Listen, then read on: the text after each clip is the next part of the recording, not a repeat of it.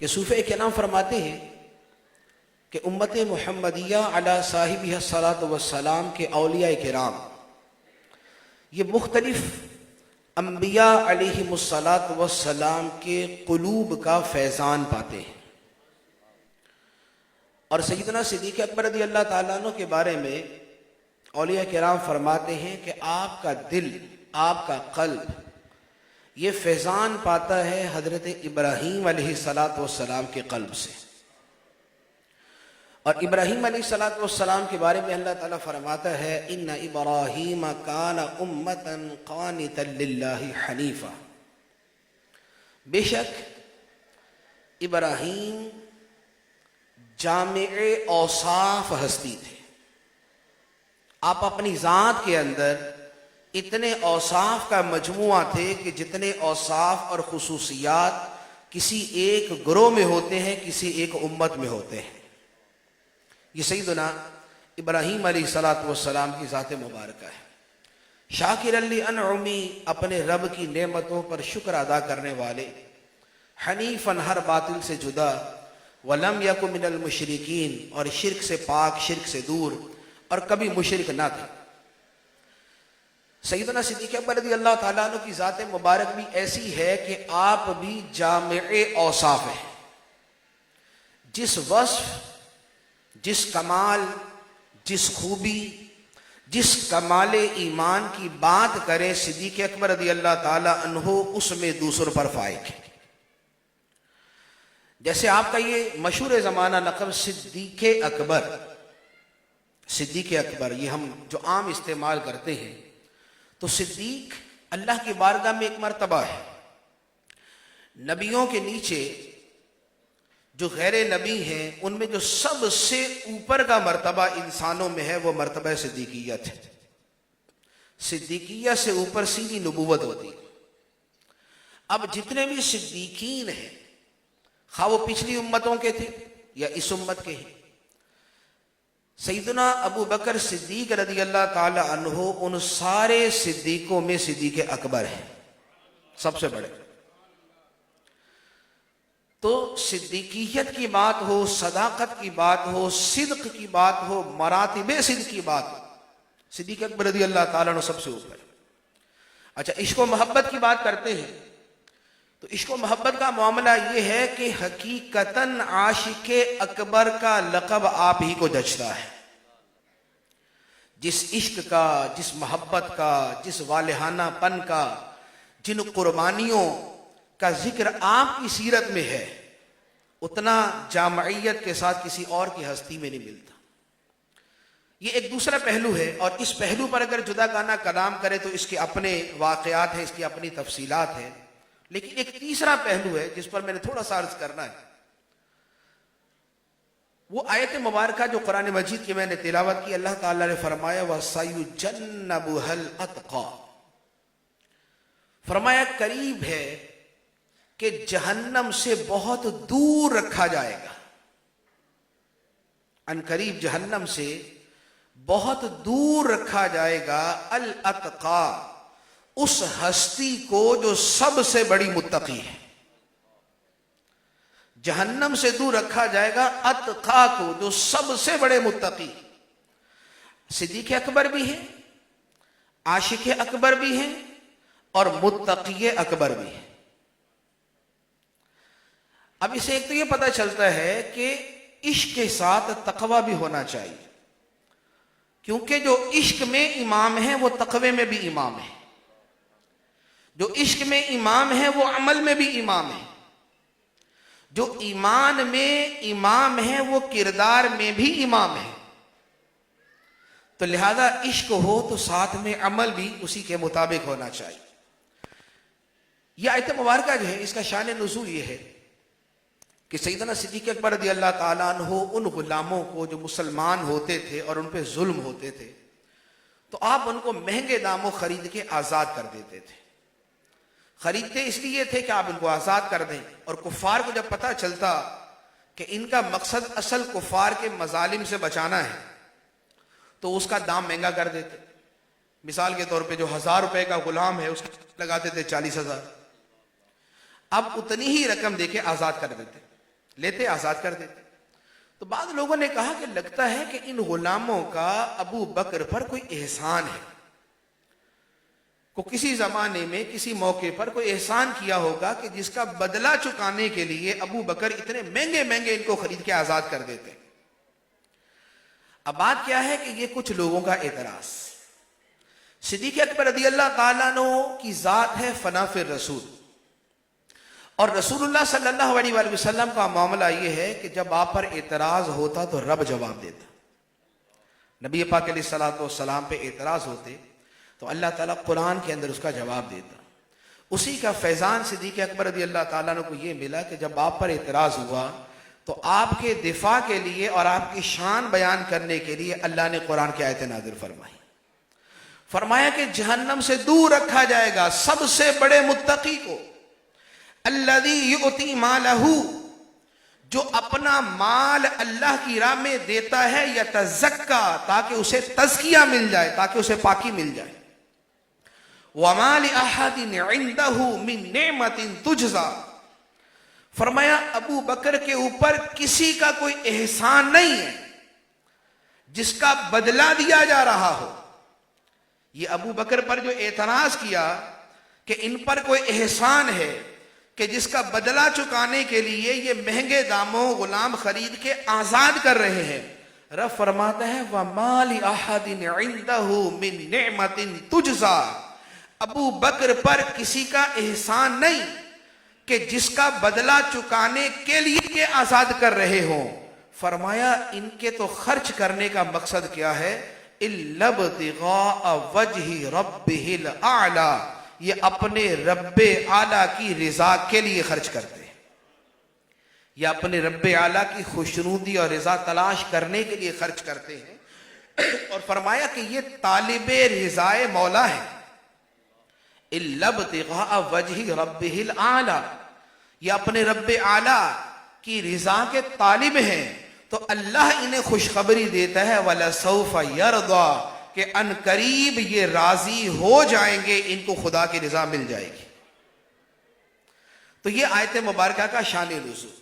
اس ایک آیت میں صدیق اکبر رضی اللہ تعالیٰ عنہ کی جو شانیں بیان ہوئی, سب سے پہلی شان تو یہی واضح ہوئی کہ اعتراض آپ پر لوگوں نے کیا اور اس کا جواب رب العالمین نے دیا.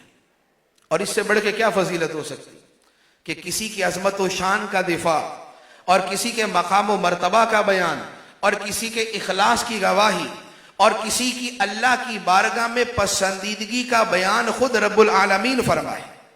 تو پہلی فضیلت تو یہ. دوسری فضیلت, رب نے فرمایا کہ ان کو جہنم سے دور رکھا جائے گا, اور جہنم سے انہیں دور رکھا جائے گا جن کے بارے میں رب کی طرف سے پہلے ہی سے اچھا وعدہ موجود ہے.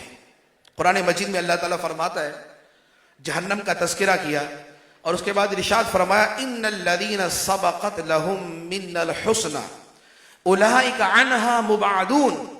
فرمایا بے شک وہ لوگ کہ جن کے بارے میں ہماری طرف سے پہلے ہی بھلائی کا وعدہ ہے, پہلے ہی جنت کا وعدہ ہے, اولئک عنها مبعدون, انہیں جہنم سے دور رکھا جائے گا. اور ایسا دور رکھا جائے گا کہ میدان محشر میں جب جہنم اپنے جوش پر ہوگی اور اس کی آگ بھڑک رہی ہوگی اور اس سے شدید قسم کی آوازیں آ رہی ہوں گی, فرمایا لا یسمعون حسیسہا, یہ جہنم کی معمولی سی بھنک کو بھی نہیں سنیں گے, جہنم کی معمولی سی آہٹ بھی نہیں سنیں گے, بلکہ جنت کے اندر اپنے مزوں میں ہوں گے. اور جب یہ میدان محشر میں آئیں گے, فرمایا لا يحزنهم الفزع الاکبر, وہ بڑی گھبراہٹ, وہ قیامت کی پریشانی, وہ سورج کا قریب آنا, وہ زمین کا جلنا, وہ پسینوں کا بہنا, وہ حساب کتاب کی سختی, فرمایا کہ یہ تمام چیزیں جو فزع اکبر ہیں, جو بہت بڑی گھبراہٹ کا سبب ہے, فرمایا ان ہستیوں کو غمگین نہیں کریں گی, ان کو پریشان نہیں کریں گی, بلکہ ان کا معاملہ یہ ہوگا تتلقاہم الملائکہ, میدان محشر میں فرشتے ان کا استقبال کر رہے ہوں گے. یہ اپنی قبروں سے نکلیں گے تو فرشتے ان کا استقبال کر رہے ہوں گے. اب یہ تو ایک جنرل بشارت ہے جو خاصان خدا کے لیے ہے، جو مقبولان بارگاہ کے لیے ہے. لیکن صدیق اکبر رضی اللہ تعالی عنہ اس فضیلت میں بھی کائنات میں اتنے منفرد ہیں، کائنات میں اتنے ممتاز ہیں کہ صدیق اکبر میدان محشر میں کیسے آئیں گے؟ میدان محشر میں مقبولان بارگاہ آئیں گے، فرشتے ان کا استقبال کریں گے، جہنم کی بھنک محسوس نہیں وہ کریں گے، کوئی ان کو پریشانی نہیں ہوگی. لیکن ان میں صدیق اکبر کا مقام کیا ہوگا؟ نبی پاک صلی اللہ تعالیٰ علیہ وآلہ وسلم ایک مرتبہ اپنے گھر سے تشریف لائے. آپ کے دائیں طرف صدیق اکبر تھے، بائیں طرف عمر فاروق تھے. فرمایا کہ قیامت کے دن جب میں اپنی قبر سے باہر نکلوں گا تو میرے ساتھ دائیں طرف صدیق اکبر ہوں گے، بائیں طرف عمر فاروق ہوں گے. تو میدان محشر میں کہ جب آقا کریم صلی اللہ تعالیٰ علیہ وآلہ وسلم تشریف لائیں گے اور اللہ کے فرشتے اور اللہ تعالیٰ کے مقربین ملائکہ وہ آقا کریم علیہ السلام کا استقبال کر رہے ہوں گے، تو جب مرکزی ہستی کا استقبال ہوتا ہے تو جس کو اس مرکزی ہستی نے اپنے ساتھ جوڑ کے رکھا ہو اور جنہیں اپنے ساتھ ملا کے کھڑا کیا ہو اور جن کے ساتھ وہ چل رہا ہو، تو جو پروٹوکول اصل کو دیا جاتا ہے وہی ساتھ والوں کو دیا جاتا ہے. تو صدیق اکبر رضی اللہ تعالیٰ عنہ میدان محشر میں آئیں گے، وَتَتَلَقَّاهُمُ الْمَلَائِكَةُ، فرشتے ان کا استقبال کریں گے. تو رب فرماتا ہے وَسَيُجَنَّبُهَا الْأَتْقَى، جہنم سے بہت دور رکھا جائے گا اسے جو سب سے بڑے متقی، الَّذِي يُؤْتِي مَالَهُ يَتَزَكَّى، جو اپنا مال اس لیے خرچ کرتا ہے کہ وہ پاک ہو جائے، مال پاک ہو جائے یا مال دینے والا پاک ہو جائے. راہ خدا میں جب بندہ مال خرچ کرتا ہے، اللہ کی راہ میں دیتا ہے، کسی غریب کو، فقیر کو، بیمار کو، پریشان حال کو، کسی بیوہ کو، یتیم کو، مسکین کو، مسافر کو، رشتہ داروں کو، یا کسی مسجد میں، مدرسے میں جب اللہ کی راہ میں مال خرچ کرتا ہے تو دو چیزیں پاک ہوتی. ایک وہ مال پاک ہوتا ہے جس مال میں سے وہ رقم نکال کے خرچ کی جاتی ہے. ایک آدمی کے پاس اگر 1 کروڑ روپیہ ہے اور اس میں وہ 1 لاکھ روپیہ اللہ کی راہ میں دیتا ہے تو اس کا جو بقیہ مال ہے وہ پاک ہو جائے گا. جو زکوٰۃ ہے وہ تو اپنی مقدار کے اعتبار سے ہوگی، 2.5% ہوتی ہے، 1 کروڑ کے اوپر 2.5 لاکھ روپے زکوٰۃ ہے. تو زکوٰۃ کو زکوٰۃ بھی اسی لیے کہتے ہیں، زکوٰۃ کا مطلب ہے پاکی، کہ بندہ زکوٰۃ دیتا ہے تو بقیہ مال اس کا پاک ہو جاتا ہے. تو زکوٰۃ دینے سے ایک تو وہ مال پاک ہوتا ہے، اللہ کی راہ میں دینے سے وہ مال پاک ہوتا ہے جس میں سے خرچ کیا جائے، اور دوسرا اس بندے کا دل پاک ہوتا ہے جو اللہ کی راہ میں دینے والا ہے. کیونکہ دل یہ نجاستوں سے آلودہ ہوتا ہے دنیا کی محبت کی وجہ سے، مال کی محبت کی وجہ سے، زیادہ سے زیادہ کی طلب کی وجہ سے، اور اس مال کی طلب میں اپنے آپ کو پاگل اور باولا اور دیوانہ کرنے کی وجہ سے. تو جب بندہ اللہ کی راہ میں مال دیتا ہے تو اس کے دل سے دنیا کی محبت کم ہوتی. اس لیے جس کے دل میں آخرت کی محبت ہوگی وہ سارا کچھ بھی اللہ کی راہ میں دے کے کہے گا کہ گھر والوں کے لیے اللہ اور اللہ کا رسول چھوڑ کے آیا ہوں، کیونکہ اس کا دل پاک ہے. اور جس کے دل میں داغ ہوگا وہ پہلے تو لمبے چھوٹے دعوے کرے گا کہ اللہ تعالیٰ اگر مجھے اتنا پیسہ دے دینا تو اتنا تو میں نے اللہ کی راہ میں دینا ہے، میرا کاروبار ابھی شروع ہی ہوا ہے، بس جس دن میری 1 سے 10 دکانیں ہو جائیں گی پھر تو میں 1 دکان تو اللہ کی راہ میں خرچ کروں گا. اور جب اتنی ہو جاتی ہیں پھر کہتا نہیں یہ تو زیادہ ہو گیا. پھر وہ پوچھتا ہے یار زکوٰۃ کتنی ہوتی ہے وہ بتاؤ. پھر زکوٰۃ کے بعد بھی پوچھتا ہے اچھا آپ یہ بتا کہ اس کا ہیلا کرنا تو کیا طریقہ ہوتا ہے، کہ اگر میں رشتہ داروں کو صاف مال دینے کے بجائے ہیلے کا مال ہی دوں کیا طریقہ کار ہے. پھر اس کے بعد یہ مسئلے پوچھ رہا ہوتا ہے. لیکن جس کا دل صاف ہے وہ سارا مال دے کر اور اپنے قمیص کے اوپر کانٹے لگا کر اور اپنے 2 جوڑوں میں سے 1 جوڑا رکھ کے دوسرا جوڑا بھی دے کے وہ کہتا ہے اب قیت اللہم اللہ و رسولہ، میں گھر والوں کے لیے اللہ اور اللہ کے رسول کو چھوڑ کے آیا، خدا مجھے کافی ہے، خدا کا رسول مجھے کافی ہے. تو صدیق اکبر رضی اللہ تعالیٰ نے فرمایا الذی یؤتی مالہ یتزکا، وہ اللہ کی راہ میں اپنا مال دیتے ہیں تاکہ مال بھی پاکیزہ ہو جائے، دینے والا بھی پاکیزہ ہو جائے. اس کے بعد فرمایا وَمَا لِأَحَدٍ عِنْدَهُ مِن نِعْمَةٍ تُجْزَى، کسی احسان کا بدلہ نہیں ہے، رب اعلیٰ کی رضا کی تلاش ہے. اب آپ دیکھیں کہ اخلاص کا کیسا اعلیٰ درجہ ہے کہ جس اخلاص کی گواہی رب العالمین دے، کمال وہ ہے کہ جسے مولا قبول کر لے، نماز وہ ہے جسے رب قبول کر لے، صدیق اکبر رضی اللہ تعالیٰ عنہ۔ تو یہ صدیق اکبر رضی اللہ تعالیٰ عنہ کی جو افضلیت ہے، یہ اس کی واضح دلیل ہے کہ اکرم اور افضل اور اعلیٰ اور خیر اور اولا یہ صدیق اکبر رضی اللہ تعالیٰ عنہ ہے، کیونکہ اتقا سب سے بڑے متقی ہے۔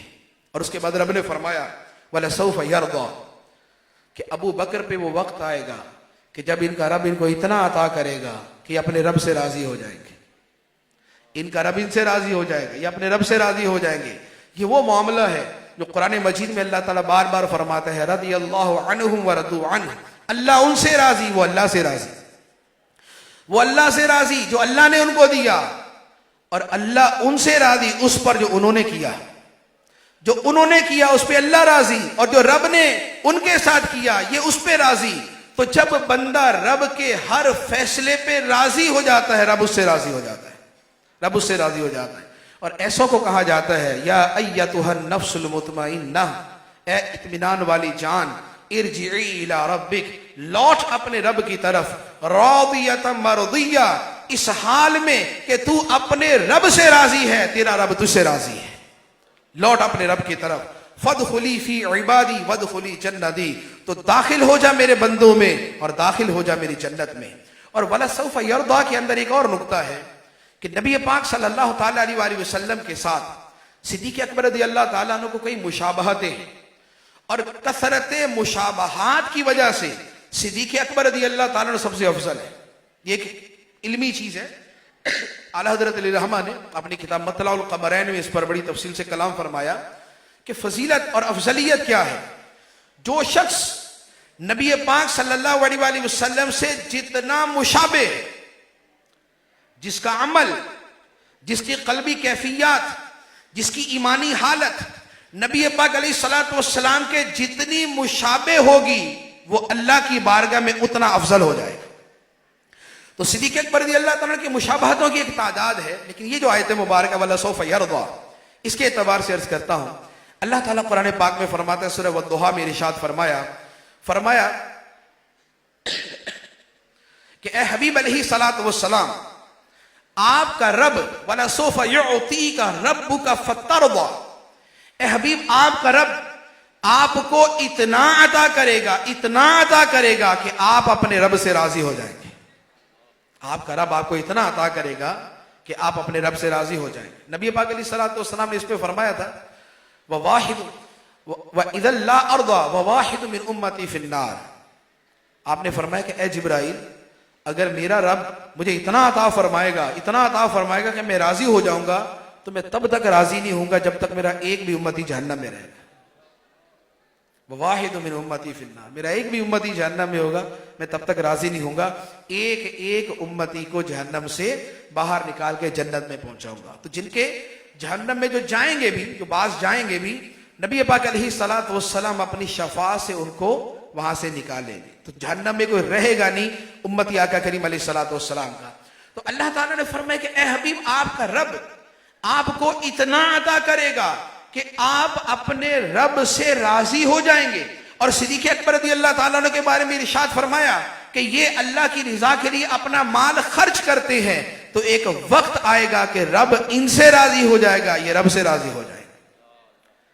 تو محبوب کریم علیہ الصلوۃ والسلام کو جو بشارت اللہ تعالیٰ نے عطا فرمائی، اسی بشارت کا ایک حصہ صدیق اکبر رضی اللہ تعالیٰ عنہ کو بھی عطا فرمایا۔